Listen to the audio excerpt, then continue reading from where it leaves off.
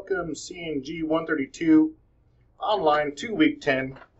I'm surprised I wasn't called out on this for last week. I apparently made a video last week thinking last week was week 10, so I posted this video up early and there was nothing in week 9.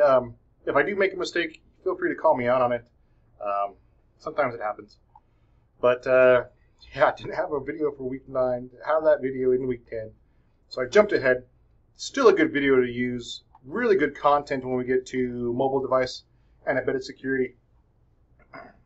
We talk about, in this chapter, the Internet of Things, get a concept of that, and security within that. One of the coolest thing about IoT that I like, is that by 2020, which is only in a couple more years, the Internet of Things is supposed to be huge, insanely huge. So this one was written 2017, but the Internet of Things market expected to reach almost 300 billion. Let's see, where's the devices themselves? There's supposed to be the number of devices and the number of people in the world, on the globe, in the world, is supposed to be there's supposed to be more IoT devices than people in the world, which is pretty crazy because IoT, as we saw in like very previous chapters, you know, things around our house are really not that secure, which an Internet of Things device is just a sensor taking data and passing it to something else to collect that data. So really, really interesting when you get to concepts like that. And how's the IoT going to be more secure? What other concepts are going to be more secure?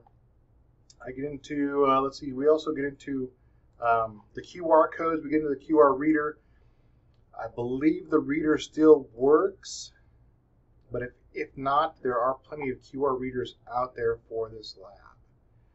So make sure you look at that.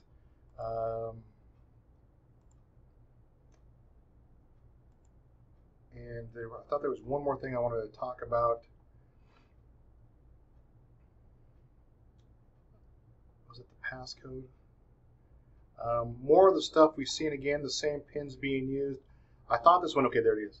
So this one did the swipe that you do on your phone that, I guess I shouldn't have unlocked my phone.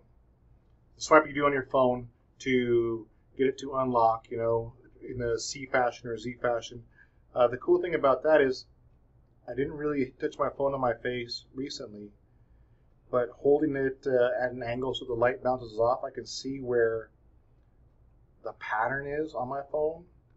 And then if you look even closer, the one part that's going to be clear where you get a clear image of your fingerprint is the point where you lift it off. So if you were to go to a, I don't know, something that had a touch screen that was shiny and you had to enter a code or you had to enter some sort of line, you can kind of see how that goes.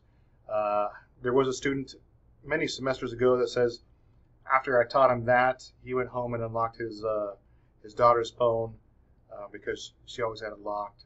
But that's another story there. But that just shows you how to figure out devices. Enable loss or theft services. One thing I do like about the Apple device, I can find it almost anywhere, pretty darn close to where the location pinpoints it at. There are also third parties that show picture. I know a student lost his phone.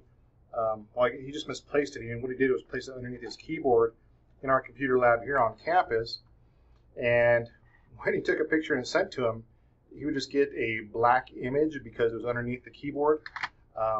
Didn't take long to figure out what it was because we got a very good close look at the plastic type of the keyboard and be like, oh, this is like a keyboard. Cool thing there. We talk about some mobile management using MDM. Yeah, MDM, MAM, mobile application management.